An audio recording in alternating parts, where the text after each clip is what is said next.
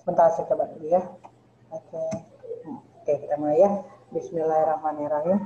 Assalamualaikum warahmatullahi wabarakatuh. Waalaikumsalam Waalaikumsalam warahmatullahi warahmatullahi wabarakatuh. wabarakatuh. Terima kasih kepada di Bogor sudah memberi kesempatan pada saya untuk kita belajar bareng sebenarnya ya.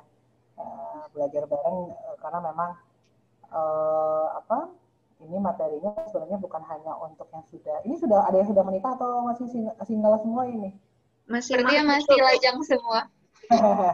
Ya, alhamdulillah ya, tapi nggak apa-apa.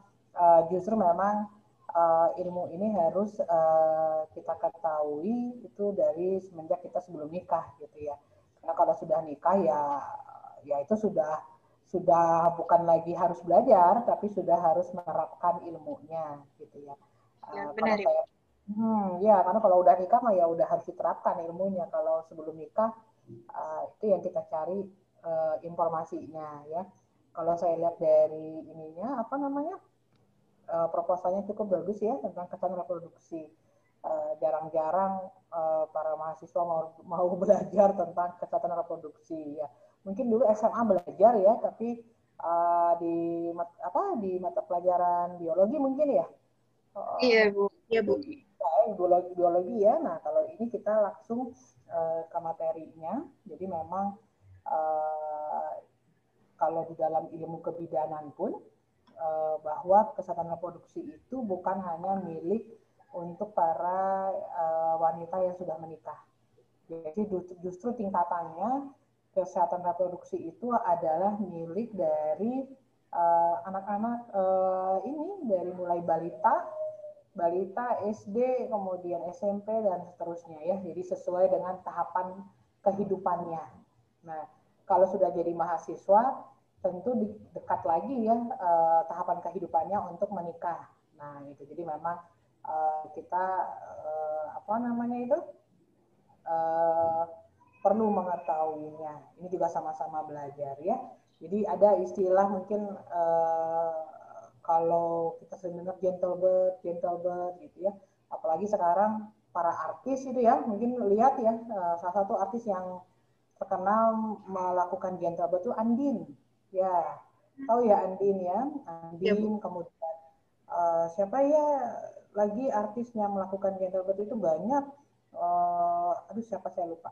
Yang terakhir lahiran itu istrinya Ringo Agus. Nah itu juga jadi melahirkannya secara gentle birth ya. Jadi banyak orang bilang gentle birth itu lahirannya di rumah. Sebenarnya bukan itu. Gentle birth itu bukan masalah lahirannya di rumah atau lahirannya dimanapun. Gitu. Gentle birth itu adalah tentang proses persalinannya sendiri, gitu kan ya. Sebelum ke persalinan ya tentu ada hamil dulu, gitu ya. Hamil sebelum hamil juga tentu ada menikah dulu dan itu yang memang harus sama-sama kita apa ya pelajari bareng lah gitu ya. Oke, untuk perkenalan saya mungkin sudah kenal semuanya ya. Ini sudah ada di logonya apa bidang sahabatku ya. Jadi nanti boleh di apa dicek di IG, kita ada IG-nya, ada websitenya juga bidang sahabatku. Di situ insya Allah tidak hanya tentang layanan bidan sahabatku, tapi juga ada tentang beberapa ilmu tentang kesehatan ibu dan anak. Ya, mudah-mudahan hari ini mendengarkan materinya bisa menjadi calon ibu dan ibu nanti yang kelak adalah ibu yang terbaik gitu ya. Amin. Karena Amin. ibu yang terbaik memang harus diusahakan. Jadi ibu yang terbaik itu bukan disulap ya, tapi memang harus diusahakan ya, dimulai dari saat ini gitu ya. Itu gentle birth, nikmati masa kehamilan dan minim trauma. Oke, jadi indah ya kalau ibu hamil wajahnya begini gitu ya. Tapi kebanyakan sekarang ibu hamil wajahnya nggak begini, apalagi kalau yang lagi musim pandemi itu ini ibu hamil stres semua karena mau periksa susah, mau lahiran sekarang prosesnya cukup banyak gitu ya. Kalau dulu mah lahiran aja, sekarang mah tidak, banyak cukup proses yang harus dilalui untuk ibu-ibu yang akan melahirkan di masa pandemi ya. Jadi mungkin wajahnya agak muram bener-bener ini gitu ya. Oke. Nanti kalau ada yang mau nanya boleh sambil jalan ya, nggak apa-apa. Nah, jadi apa itu gentle birth?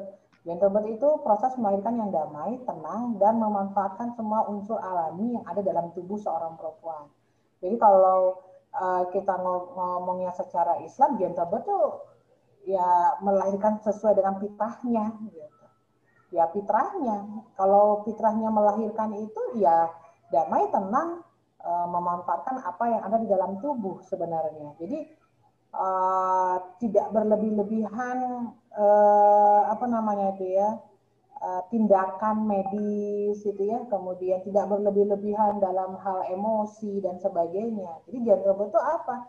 Ya proses melahirkan sesuai dengan fitrahnya. Fitrahnya bagaimana melahirkan itu? Ya damai, tenang, dan memanfaatkan semua unsur alami yang ada dalam tubuh seorang perempuan. Jadi tidak berlebih-lebihan. Intinya sesuai dengan fitrahnya gentle birth itu, ya. Oke. Kemudian, nah, jadi sebenarnya gentle birth itu bukannya kita lihat selama ini gitu, bahwa melahirkan itu di water birth. Ya kan sekarang ya kita lihat kalau Andin nanti boleh deh searching di ininya di di IG-nya itu Andin itu melahirkan di rumah dengan menggunakan fasilitas water birth. Ya, jadi dia masa persalinannya dalam air. Jadi kalau di luar negeri itu persalinannya memang kebanyakan dalam air hangat ya, di dalam bathtub kayak gitu ya. Nah, jadi persalinan gentle birth itu tidak hanya persalinan dalam air hangat normal atau dengan seksio, tapi ya persalinan yang memang dengan damai tadi gitu ya. Nah, jadi artinya dengan memanfaatkan semua unsur alami yang ada dalam tubuh seorang perempuan gitu ya. Mengapa kita perlu tahu tentang filosofi gentle birth? Satu, mengapa sih gadis-gadis ini gitu ya, calon-calon istri ini ya, calon-calon istri ini kok perlu tahu sih mengapa gentle birth itu harus kita ketahui. Yang pertama memang tadi kata saya di awal saya sampaikan sebentar ya. Bawa ke bawah dulu yuk sebentar. Yang pertama adalah memang mengapa kita perlu gentle birth itu adalah agar kita selalu bisa berusaha menjaga fitrah baik dari proses persalinan. Ya, jadi fitrahnya kita itu semua itu dilahirkan oleh Allah itu fitrahnya baik. Gitu. Kalau sekarang ada manusia yang maaf ya, yang jahat atau ada manusia yang apapun itu yang jahat, yang nakal, apapun itu yang tidak baik saja, itu sebenarnya Allah tidak melahirkan seperti itu juga ya, tapi karena Allah memang sudah melahirkan kita semua dengan fitrah yang baik. Termasuk juga proses persalinan, fitrahnya baik kok alami. Proses persalinan itu ya kayak gitu, ada di dalam Al-Quran juga ada bagaimana proses persalinan. Jadi bukan sesuatu yang berlebih-lebihan gitu. Jadi proses persalinan itu bukan orang sakit. Kalau kita sakit kita ke rumah sakit gitu ya. Nah jadi bukan seperti itu gitu ya. Nah kemudian juga sebentar ini saya tutup. Apa? Ke podcast gitu kan. Oh iya. Yang lucu-lucu kayak gini. Harapannya juga kenapa kita harus tahu tentang filosofi gentle birth. Tunggu, ini kan podcastnya podcast apa BTW? Agar kita selalu berprasangka baik terhadap Allah. Apapun yang terjadi pada kita atas kehendaknya gitu. Ya. Jadi proses persalinan itu adalah melatih kita untuk selalu berprasangka baik. Dan ini nyata adanya gitu. Dulu waktu saya anggaplah baru sekolah atau baru lulus, dulu saya perawat gitu ya. Jarang banget ada yang ibu hamil atau melahirkan itu harus dioperasi atau harus di tempat yang lengkap alatnya gitu ya, atau kemudian harus yang bagaimana gitu ya, sangat jarang. Kenapa? Karena kalau dulu itu nggak ada media gitu. Nggak ada media yang membuat para ibu-ibu itu harus membaca sesuatu yang jelek gitu. Contoh ya, sekarang itu kalau tanggal cantik aja, wah anak saya lahiran di tanggal cantik, anak saya tanggal cantik tanggal berapa ya, tanggal 12 misalnya kayak gitu ya. Nah, padahal lahiran tanggal segitu kadang-kadang bukan normal, tapi ada beberapa ibu-ibu yang memaksakan, oh ya udah operasi aja deh biar dapat tanggal cantik gitu ya. Itu kemudian di-share di media. Ibu-ibu hamil zaman now kan ngelihatnya itu ya, media IG, TikTok lah segala rupa itu menjadi walaupun secara tidak sadar itu akan mempengaruhi prasangka, ya, akan mempengaruhi prasangka ibu hamilnya sendiri bahwa proses melahirkan itu adalah operasi atau yang lain-lainnya, gitu ya. Jadi makanya kalau saya selalu menyarankan ini, sebenarnya sih tidak hanya ibu hamil, tapi dari kita juga sih para calon-calon ibu ini, bahwa ya kurangin sih melihat media-media yang sekarang itu kayaknya beritanya nggak tersortir lagi ya, semua berita tuh ada, itu sangat mempengaruhi.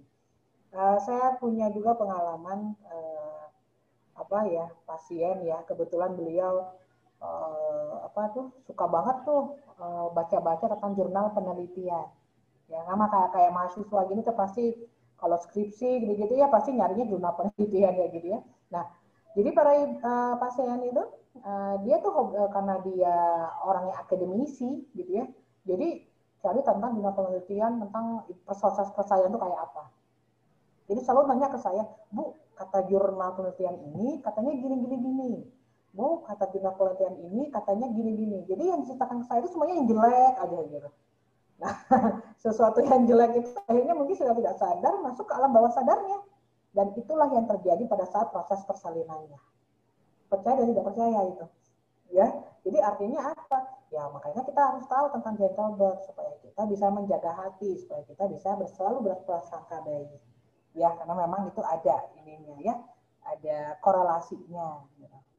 Nah, kemudian yang ketiga, mengapa kita perlu tahu tentang filosofi gentle birth? Ya, supaya kita meyakini bahwa Allah memang maha sempurna menciptakan sesuatu. Kalau seandainya kalian coba lagi buka buku biologinya gitu ya, kan sudah tahu ya vagina itu ada di mana, gitu ya, sudah tahu ya rahim itu sudah ada di mana, iya kan, sudah mungkin udah kegambar. Sekarang pun mungkin sekarang nggak tahu vagina itu segede apa gitu ya. Bisa kebayang nggak tuh kepala bayi keluar dari vagina? Kira-kira bisa kebayang nggak tuh? Belum kebayang. Apakah manusia yang bikinnya itu kira-kira gitu? Nggak mungkin ya. Dan itu kalau proses persalinan itu pada saat dia sudah mulai waktunya dekat sekali mau melahirkan, itu membuka 10 cm. 10 cm membuka untuk melahirkan kepala itu. Kemudian saat semuanya sudah keluar, maksudnya bagian badan bayi itu sudah keluar, dan ada kalau disebutnya itu plasenta, ya plasenta itu Bali ya kalau ini ya, itu sudah keluar, itu secara otomatis juga akan mengecil kembali. Paham ya? Tadi yang 10 cm tadi kebuka, itu akan kecilin lagi secara otomatis dan boro-boro 1 cm lagi kebuka, nggak akan gitu. Ketutup rapat langsung. Jadi kebayang kan? Itu nggak mungkin manusia yang menciptakan gitu. Tolong dia otomatis kok gitu. Jadi kayak kita pakai remote, tek, tek, ya. Jadi kalau kita pakai remote, buka, tutup. Nah ya gitu. Jadi ya dengan kita tahu gentle birth ini ya semakin meyakini memang Allah maha sempurna menciptakan sesuatu. Bisa kebayang nggak itu? 10 tiba-tiba kebuka 10 cm, tiba-tiba tutup lagi gitu. Dan itu dalam waktu yang sangat cepat. Tidak dalam waktu yang perlu berjam-jam, ini tidak gitu, ya. Kemudian juga yang keempat, mengapa kita juga perlu tahu tentang filosofi gentle birth? Ya ini juga sebagai tadabbur kita pada surat Maryam tentang proses persalinan. Nah, ini kalau di dalam Islam, kalau saya ditanya gitu ya, Bu, gentle birth itu dalam Islam, wah Islam udah ngajarin lebih awal tentang gentle birth. Ya, silakan baca di surat Maryam ayat 23 sampai 26, itu sudah komplit itu ya tentang gentle birth itu. Ya, dan juga ada lagi tambahannya, misalnya salah satunya itu adalah bahwa hanya Allah yang mengetahui segala sesuatu di dalam rahim. Itu juga gentle birth. Kenapa coba? Karena sekarang semakin tingginya teknologi, sehingga para ibu-ibu itu kan USG gitu ya. Nah, namanya USG alat dibuat oleh manusia. Yang membacanya pun siapa? Manusia. Mungkin tidak ada salah, mungkin. Nah, jadi pada saat USG mungkin ada sesuatu yang negatif disampaikan oleh siapa yang mau USG gitu. Kan langsung tuh ibunya down biasanya, langsung down ibunya, wah anak saya begini, anak saya begitu. Jangankan masalah kelainan ya, masalah jenis kelamin pun itu sebenarnya menjadi kode etik dalam dunia kedokteran. Sebenarnya nggak boleh dokter tuh ngasih tahu jenis kelamin anak yang dikandung itu laki-laki atau perempuan, nggak boleh sebenarnya. Itu melanggar kode etik sebenarnya ya, karena memang jenis kelamin itu mempengaruhi juga psikologis ya. Nah, itu. Ya, iya mempengaruhi. Coba kalau suku Batak gitu. Suku Batak kan anak laki-laki itu sebagai sesuatu yang sangat penting ya. Kebayang nggak sih ini anak kelima misalnya gitu ya. Ini anak kelima, 1/4 anaknya cewek semua, tiba-tiba sekarang hamil kelima, anaknya cewek juga gitu. Kira-kira gimana itu? Stres nggak ibunya? Boro-boro dia mau memikirkan hamil dengan nyaman dan tanpa trauma. Enggak. Belum lahir aja anaknya dia sudah trauma.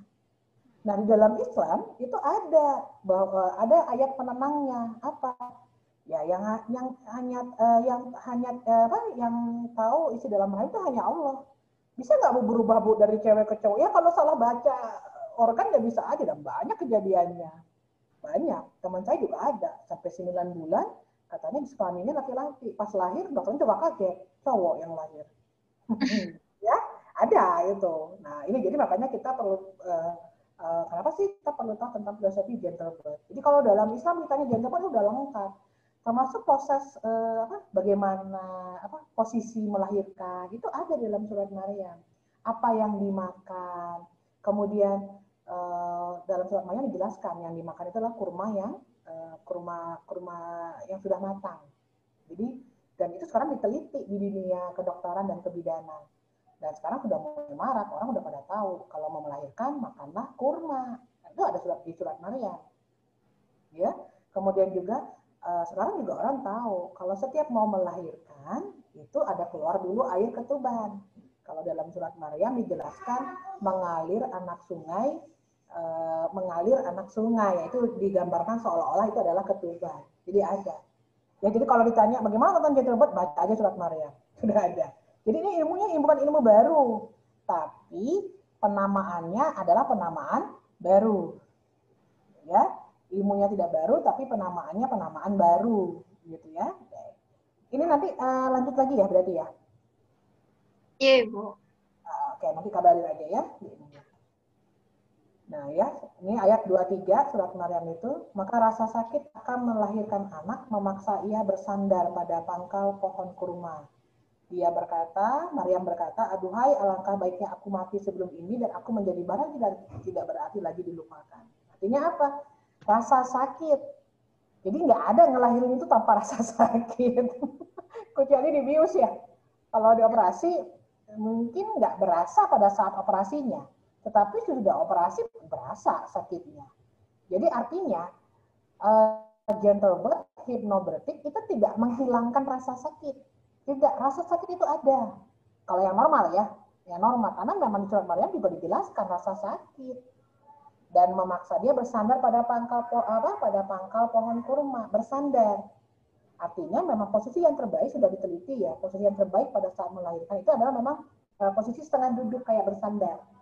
Jadi kalau nanti lihat-lihat di Google, itu lihat kalau orang mau melahirkan itu suaminya di belakang istrinya. Jadi seolah-olah menjadi tempat sandaran gitu. Nah itu ya, itu sudah ada itu di dalam surat Maryam juga. Kalau ayat 24-nya, Jibril menyuruhnya dari tempat yang rendah, janganlah kamu bersedih hati, sesungguhnya Tuhanmu telah menjadikan anak sungai di bawahmu. Menjadikan anak sungai di bawahmu itu menandakan ketuban yang sudah keluar, pecah. Oke, dan di sini Jibril disebutnya adalah sebagai seolah-olah pendamping Maryam. Dan memang di dalam gentle birth dianjurkan memang selalu dalam proses melahirkan harus ada pendamping, terutama suaminya. Dan itu ada hasil penelitiannya. Hasil penelitian persalinan yang didampingi oleh suami itu 75% bisa mengurangi angka kejadian henti nafas pada bayi baru lahir. Kebayang ya? Berarti ayat ini nggak bohong ya? Dan itu sudah diteliti. Dan yang menelitinya bukan di Indonesia lagi. Menelitinya dari kajian luar negeri. Jadi Jibril itu kan memang Maria tidak ada suaminya ya. Malaikat Nabi Isa tidak ada suaminya. Jadi Jibril itu sebagai pendampingnya. Dan di dalam gentle birth memang disarankan, sangat disarankan ada pendampingnya, terutama adalah suaminya. Ya, jadi kalau kita bicara gentle birth dalam surat Maryam sudah lengkap ada. Ayat 25. Dan goyangkanlah pangkal pohon kurma itu ke arahmu. Niscaya pohon itu akan menggugurkan buah kurma yang masak. Oke, jadi Maryam disuruh makan buah kurma. Dan ini ada penelitiannya. Ternyata proses melahirkan yang ibunya makan pohon kurma, makan buah kurma, itu satu, bisa mencegah perdarahan. Kedua, mempercepat proses persalinan. Dan ayat ini ada sebelum dari entah kita ada di mana gitu. Oke? Jadi Al-Quran Maha Sempurna. Kalian nggak usah mikirin gentle birth itu, wah kayak Andin kayak gini. Nggak usah. Udah aja suruh buka ini itu udah ada. Dan penelitian kurma, dan maaf ya, agama Nasrani, Chinese itu sudah mengakui kok kalau kurma itu memang terbukti gitu khasiatnya. Ada penelitiannya itu jurnal terakreditasi, jadi artinya dipercaya gitu. Dan sudah banyak. Jadi kalau nanti mau melahirkan, siapkan buah kurma yang matang berarti buah kurmanya ya. Nah, itu. Ini udah pada saat proses melahirkan. Ini untuk membantu, jadi mengurangi obat-obatan juga sebenarnya gitu. Malah teman saya tuh ada yang sudah mencoba, yang perdarahan disuruh makan kurma, cepat berhenti katanya gitu. Ya, tapi ya dengan kriteria ya kurmanya bukan kurma yang udah dikasih gula ya, bukan ya, kurma yang asli ya, yang asli emang ya yang asli lah, tidak ada percampuran apapun gitu ya. Kemudian ayat 26, sudah selesai melahirkan ini, maka makan, minum, dan bersenang hatilah kamu jika kamu melihat seorang manusia, maka katakanlah sesungguhnya aku telah bernazar berpuasa untuk Tuhan yang Maha Pemurah, maka aku tidak akan berbicara dengan seorang manusia pun pada hari ini. Apa? Udah lahiran ya makan, minum, dan senang hatilah. Ya udah lahiran gini. Udah. Dan memang di dalam teori juga kalau sudah lahiran itu laparnya udah kayak apa. Jadi memang dianjurkan, dan dalam proses persalinan juga bidan tuh ada SOP-nya. Pada saat proses persalinan itu sambil ibunya tuh namanya tuh direhidrasi. Rehidrasi itu dikasih minum, dikasih makan ini. Karena memang lelah dan capeknya itu bukan main pada saat sudah proses melahirkan. Dan ini ada di ayat 26 gitu. Ya. Gampang ya, gentle birth itu jangan mikirinnya jauh-jauh. Gentle birth itu bahasa Inggris tapi sebenarnya nggak usah jauh-jauh. Nah, gitu. Ada di sini. Intinya gentle birth itu adalah persalinan yang sesuai dengan fitrahnya. Bagaimana fitrahnya? Dia sakit, tapi ya lahir normal saja, biasa. Bu, bagaimana kalau misalnya ada ketidaknormalan sehingga harus dioperasi, itu lain cerita. Allah juga sudah membekali kita akal dan pikiran. Artinya apa? Kalau memang ada sesuatu yang istilahnya tidak normal, karena kita dibekali akal dan pikiran, ya Allah, operasi itu tidak menjadi masalah gitu. Tapi tolong, WHO saja gitu sudah mentargetkan operasi itu hanya sekian persen kok dari yang proses melahirkan. Ya, jadi artinya operasi itu kecil gitu. Kalau dibanding di Indonesia sekarang kita dengar dikit-dikit operasi, nah gitu. Sebenarnya kecil angkanya gitu. Nah, bagaimana ya? Tadi kata saya tadi yang saya ingatkan dari awal, berprasangka baik. Ya hindarilah baca-baca berita-berita di IG apapun itu yang negatif-negatif. Kayak sekarang juga sama sih, corona nggak usah baca-baca berita deh, buat apa gitu. Yang penting kita jaga-jaga diri, berdoa dan sebagainya. Tapi kalau untuk tahu, sekarang angkanya berapa, sekarang turunnya berapa, nggak penting bagi kita gitu ya. Nanti yang ada kita yang stres. Iya, nanti yang ada kita yang stres, kita malah yang ini ya, auzubillah min dzalik ya. Nah, gitu. Oke. Oh iya, Bu, mau nanya. Oh iya, Bu. Ini sih tadi kan Ibu bilangnya untuk posisi melahirkan yang baik itu ada senderan ya, Bu. Dan kalau yang saya baca juga yang posisi yang jongkok sih katanya yang minim rasa trauma sakit. Tapi kalau misalnya saya tanya ke yang udah mengalami masa melahirkan sih katanya ya badan sakit semua, jadi kalau misalnya di posisi jongkok bakal susah. Nah itu gimana, Bu? Ada kalau misalnya terkait keluhan susah atau sakit kayak gitu-gitu, apakah karena treatment selama masa kehamilannya salah atau gimana, Bu? Oh enggak sih. Jadi kalau posisi itu emang bermacam-macam. Dalam dunia kebidanan dan kedokteran juga banyak sih posisi dalam melahirkan. Intinya posisi melahirkan itu kayak tadi yang bersandar yang tadi Maryam tadi kenapa bersandar, itu membuka jalan lahir. Intinya membuka jalan lahir sehingga memudahkan dia untuk Nabi Isa lahir gitu. Nah, posisi jongkok itu juga bagus sih. Posisi jongkok itu juga sebenarnya dia memudahkan jalan lahir, membuka jalan lahir. Gitu. Kalau sakit, semuanya sakit. Ya, fitrahnya melahirkan itu sakit ya. Iya, karena fitrahnya sakit gitu. Kalau nggak ada dijelaskan bahwa melahirkannya tidak sakit, tidak. Tapi sakitnya itu bagaimana? Nah, itu yang perlu, yang berkaitan dengan gentle birth tadi apa? Kesadaran penuh dan kesadaran diri. Jadi kalau kita sadar bahwa persalinan itu adalah sakit, itu akan rasanya akan jauh lebih nikmat dibanding kalau kita nggak sadar kalau kita lagi sakit gitu. Contoh sekarang lagi sadar nafas nggak ini? Kalau saya tanya baru sadar kan? Kalau saya tanya sekarang sadar nafas sadar, karena lagi saya tanya. Coba kalau lagi anteng jadi saya nggak nanya, saya nggak ini, kira-kira lagi sadar nggak lagi nafas? Nggak sadar. Jadi, nah, tapi naudzubillah mendalik, kita lagi sakit aja, lagi flu gitu. Baru kita sadar artinya nafas itu enak atau nggak enak ya. Kalau lagi flu kan kita mampet hidungnya ya, berarti nggak enak itu kan nafasnya kan ya. Nah, tapi kalau kita sadar, oh ini lagi flu, saya mampet, nikmati, syukuri, itu biasanya ambang rasa nyerinya akan turun gitu. Ya, nah tapi orang yang sampai wah gitu, itu berarti agak hilang sadar tentang rasa nyeri gitu.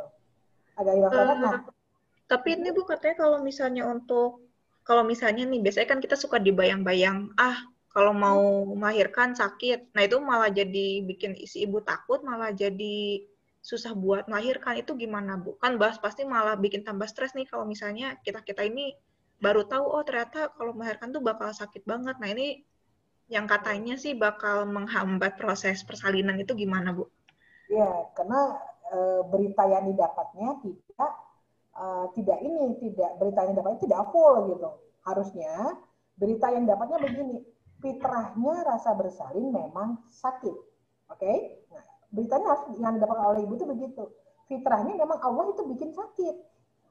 Jadi jangan takut dengan rasa sakit. Karena memang fitrahnya melahirkan itu adalah sakit. Gitu.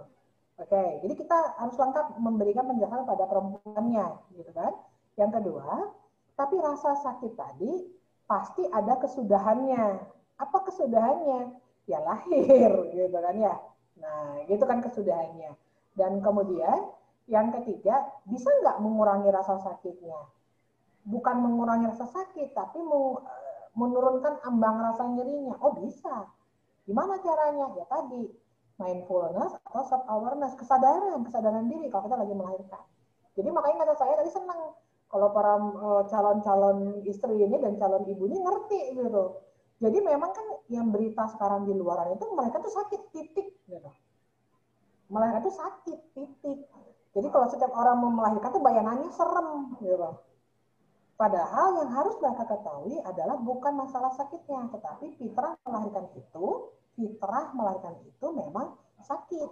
Nah, di dalam Al-Quran, memang dalam Al-Quran sakit ngomongnya kan tadi ya di ayat 23 memang begitu ya ngomongnya ya. Memang sakit, jadi fitrahnya memang sakit, nggak usah takut. Memang Allah menciptakannya sakit, gitu. Berarti kalau Allah menciptakan sakit, pasti ada kesudahannya. Apa? Ya melahirkan. Dan ini memang begitu. Jadi kalau dia rasa sakitnya tuh atau rasa mulesnya itu semakin kencang dan semakin cepat durasinya, itu semakin cepat lahirannya. Jadi jangan takut sama rasa sakit. Nah ya, jadi intinya balik lagi bahwa sakitnya itu jangan yang diperbesar, tapi fitrah sakitnya itu yang diperbesar. Kecuali kalau Allah bilang melahirkan itu nggak sakit, terus kita sakit, baru kita kaget. Ya nggak sih? Iya, melahirkan itu nggak sakit, misalnya kata Allah di surat Maryam. Tiba-tiba kita sakit, berarti kita yang aneh. Kata Allah nggak sakit, kok kita sakit? Gitu. Tapi kan ini kata Allah memang sakit. Sama halnya, kayak kita lapar itu kan rasa ya, rasa lapar, terus makan, ya nggak sih? Kecuali gini, kalau kita lagi maruk banget gitu, nggak lapar tapi makan, nah gitu. Tapi kan Allah sudah ngasih fitrahnya, sebelum makan ya lapar dulu, itu kan fitrahnya. Gitu. Ya, jadi intinya sekali lagi gentle birth ini adalah membicarakan tentang fitrah bersalin dan juga berbicara tentang kesadaran. Kayak kita harus sadar nafas. Maka Makanya kalau bangun subuh-subuh, nanti subuh bangun. Kan langsung nafas tuh. Alhamdulillah masih dikasih nafas. Gitu. Itu sadar. Kadang-kadang kita nggak sadar, bangun subuh tuh nggak sadar kan, langsung gitu ke kamar mandi, wudhu, nggak sadar kita. Padahal kita tuh harusnya sadar, karena kita dikasih nafas. Ya, jadi makanya kunci gentle birth, sekarang orang sebutnya hypnobirthing, itu memang kuncinya ada di nafas, sadar nafas. Dengan kita sadar nafas, artinya kita sadar diri, gitu. Ya, dan rasa syukur kita juga semakin tinggi sih. Nah, ya, kita lanjut coba ya. Oke, ini. Nah, ini ada juga yang bertrauma. Ya, bertrauma itu gangguan fisik, psikologis, sebenarnya ada trauma sejak dalam kandungan maupun saat proses persalinan. Contoh kayak tadi saya bilang, orang misalnya suku Batak, ininya anak laki-laki, taunya yang anak perempuan. Itu kan traumanya dari mulai hamil ya. Mulai hamil. Ya, atau misalnya, ya maaf ya, nikah itu mudah nggak? Mudah, apalagi zaman pandemi.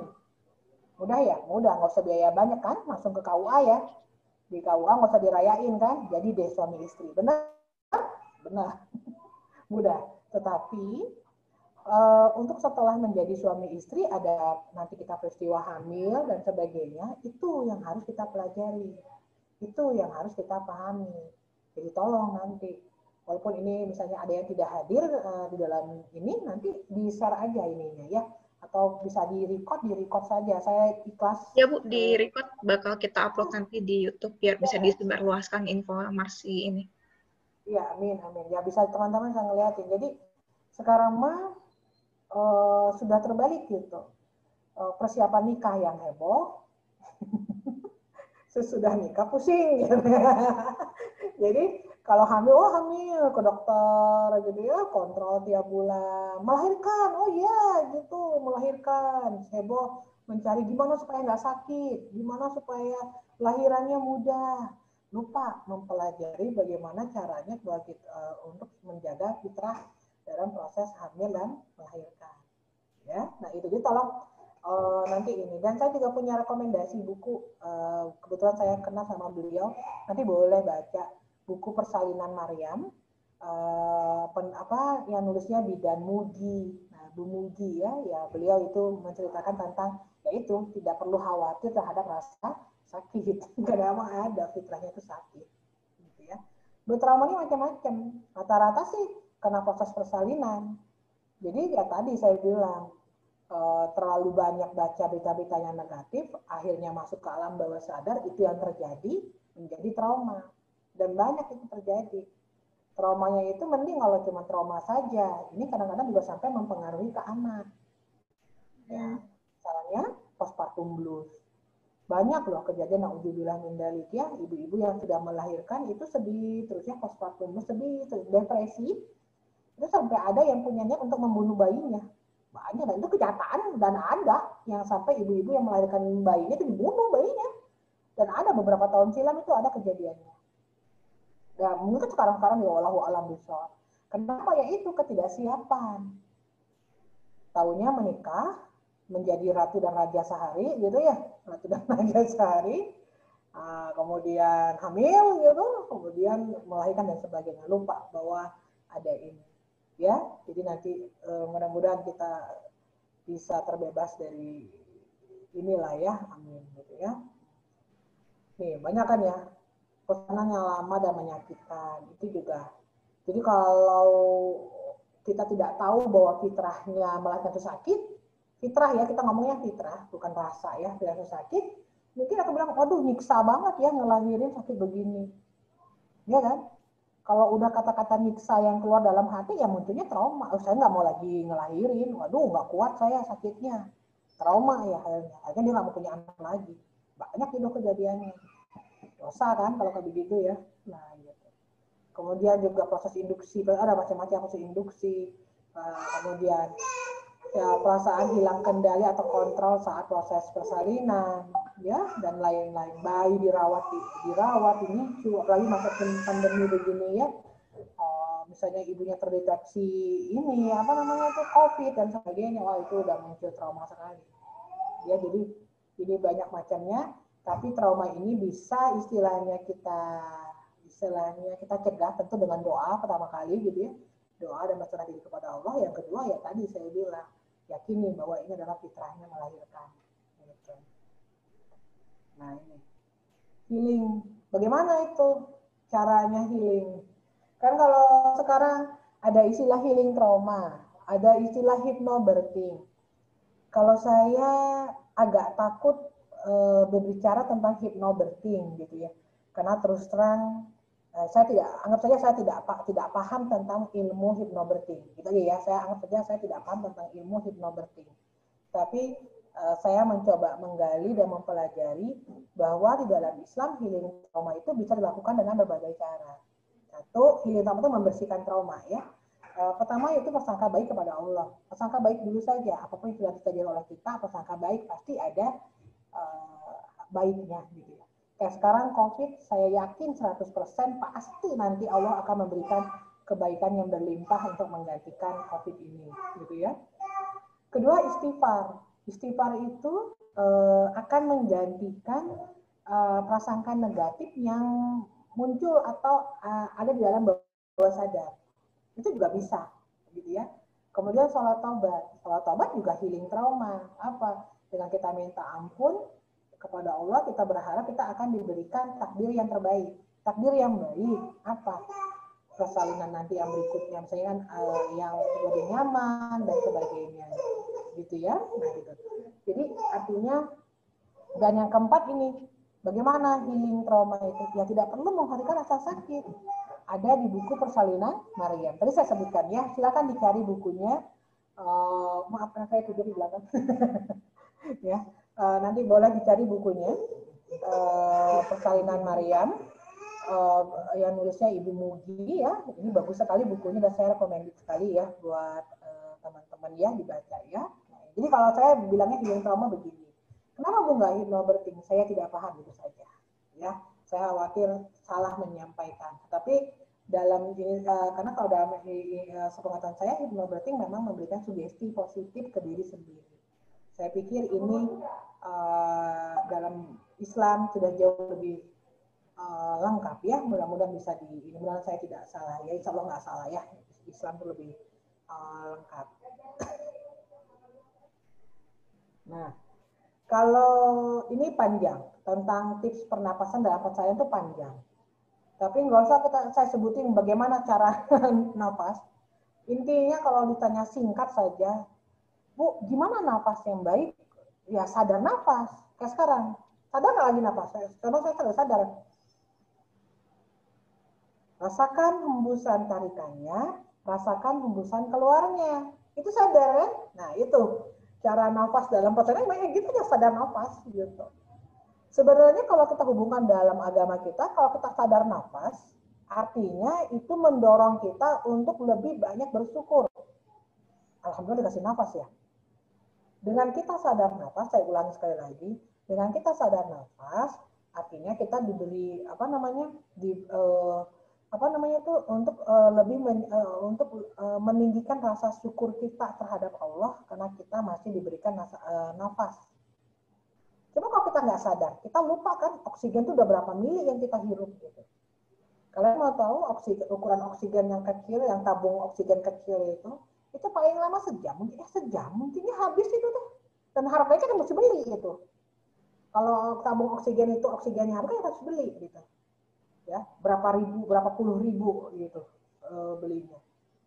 Ya, jadi kalau kita nggak sadar, kita nggak akan ada rasa syukur terhadap Allah. Dan ingat lagi filosofinya, semakin banyak rasa bersyukur, maka Allah akan memberikan lagi banyak rezekinya gitu ya. Jadi gimana? Kalau saya berpikir begini, kalau kita sadar nafas dalam proses persalinan, harapannya apa?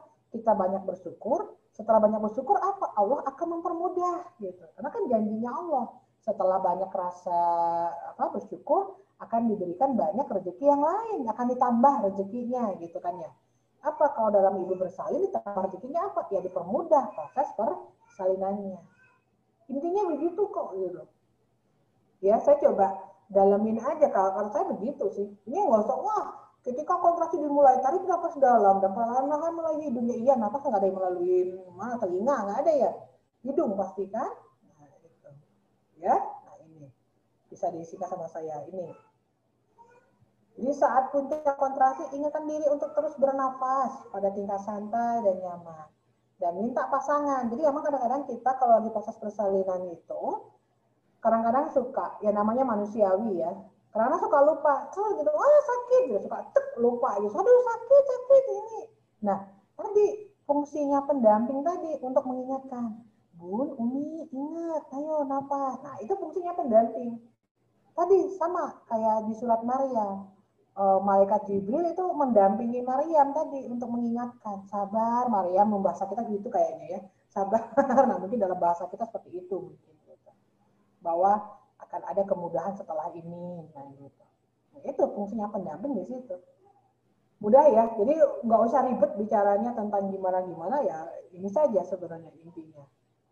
Jangan tergesa-gesa dan panik. Iya, kalau kita nggak sadar kita tergesa-gesa. Gitu.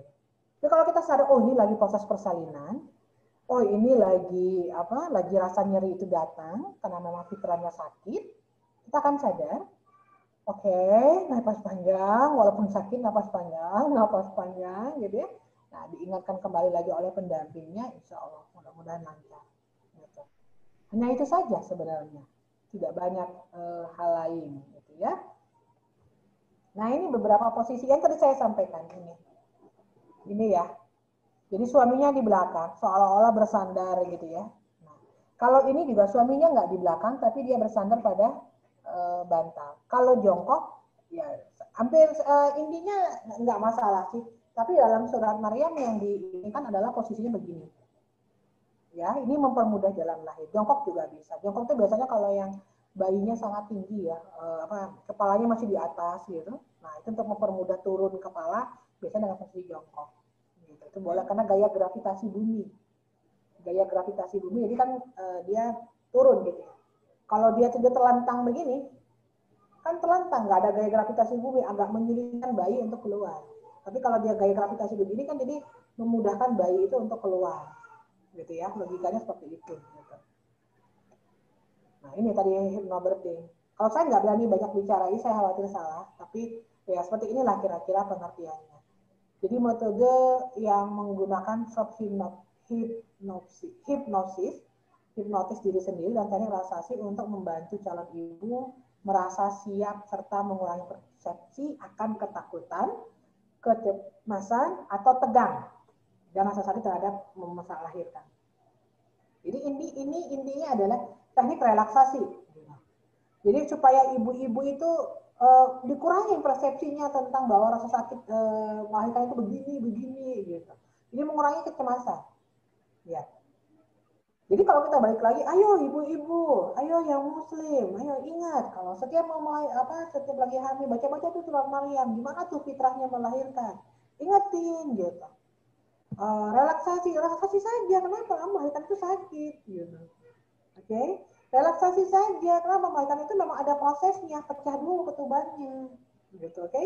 Oh gimana nih, saya takut nih, bayi saya dari USG begini, bayi saya dari USG begitu, bayi saya dari USG bagaimana, dan sebagainya.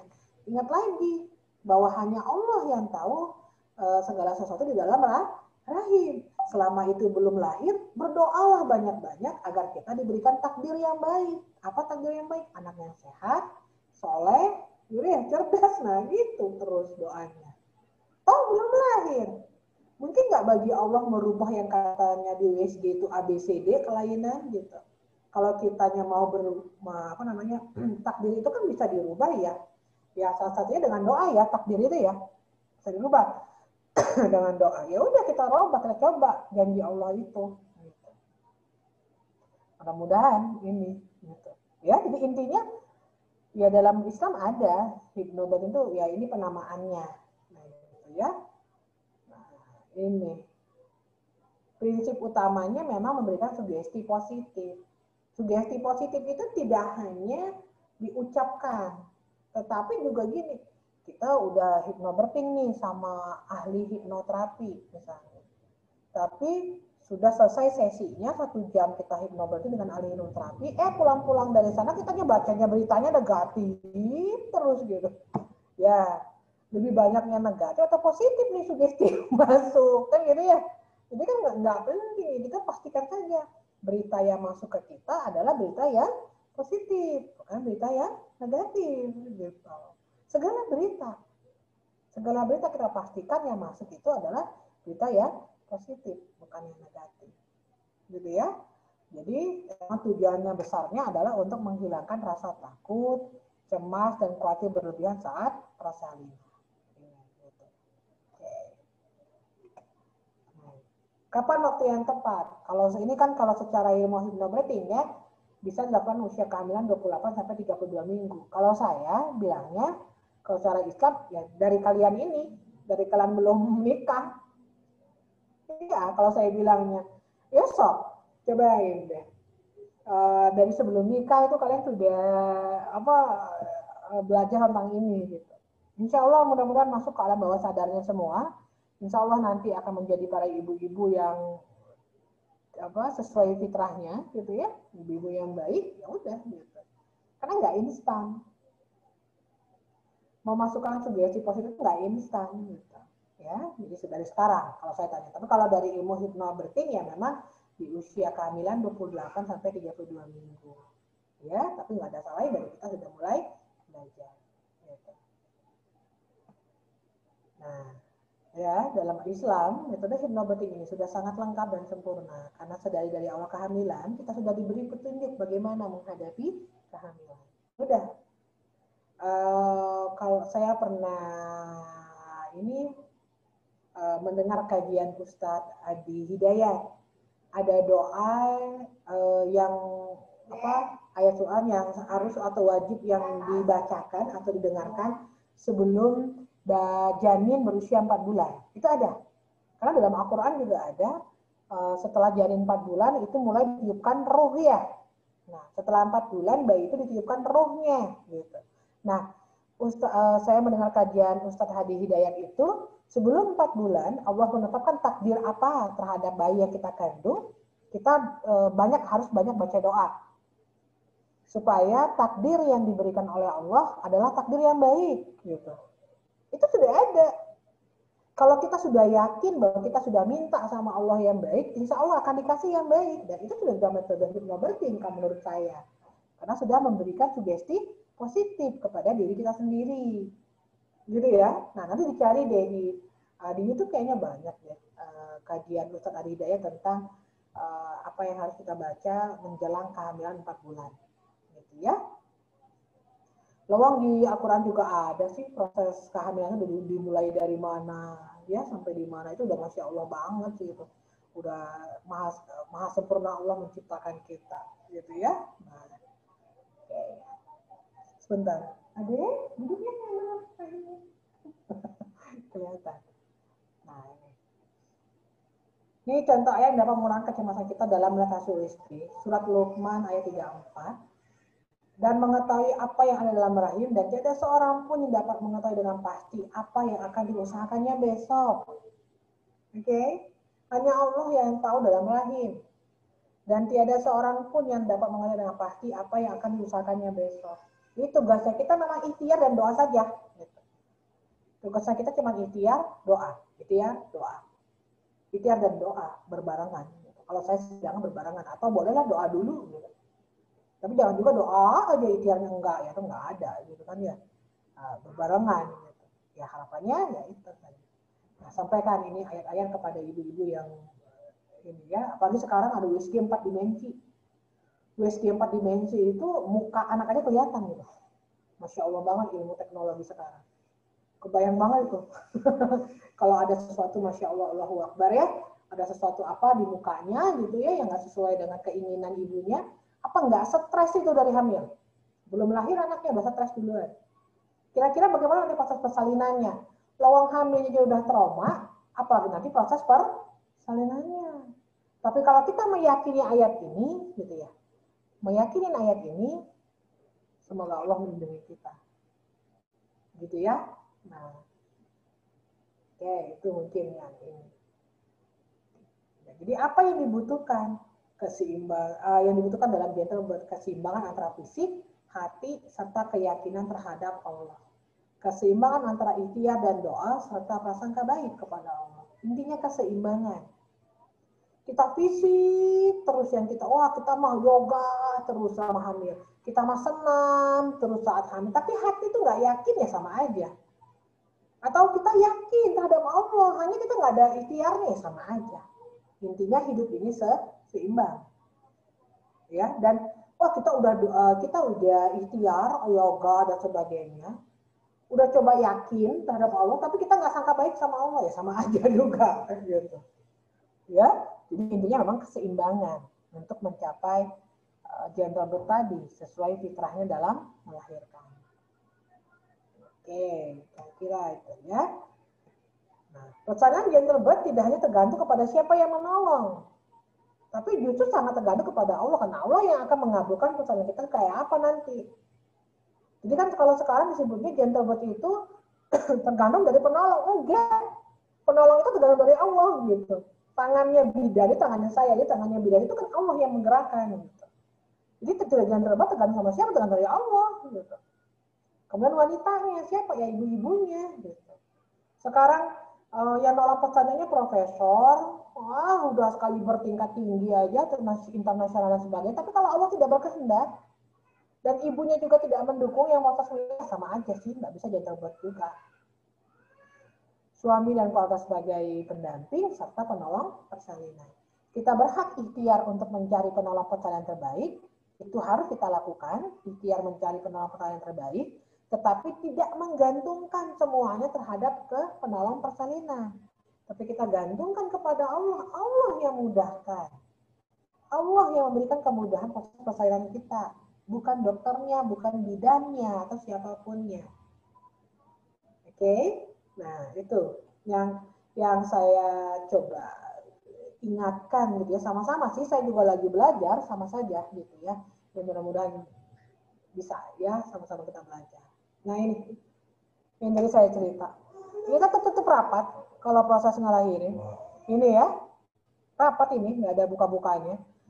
Pada saat sudah mulai proses persalinan ini udah ngebuka nih, lihat ini. Ini belum 10 cm. Nah ini kepala bisa lahir dari sini. Bisa kebayang? Dari vagina kalian itu lahir gini. Ya. Kemudian setelah lahir badannya ini plasenta. Ini plasenta tuh Bali ya, kalau bahasa ini tuh Bali atau plasenta. Ini lahir. Ini lahir. Kemudian nanti ini nutup ini. Tadi kan terbuka nih. Nah, sudah lahir bayi tutup lagi dia. Ya, Masya Allah. Bukan manusia yang bikin ini. Ya, gitu. Kita hanya diberi akal untuk bagaimana cara menolong persalinan. Tetapi yang membuka jalan lahir dan sebagainya itu adalah Allah. Kita kalau mau bidan, dokter ataupun perawat atau siapapun yang menolong persalinan itu hanya diberi akal pikiran untuk menolong persalinannya. Gitu. Ya. Oke, semoga Allah maksudnya baik. Oke, silakan. Kalau ada yang mau disampaikan lagi silakan. Saya tutup ya top share-nya atau mau dibuka dulu? Dibuka dulu ya. Oke, silakan. Kalau ada yang mau nanya dulu nggak apa-apa.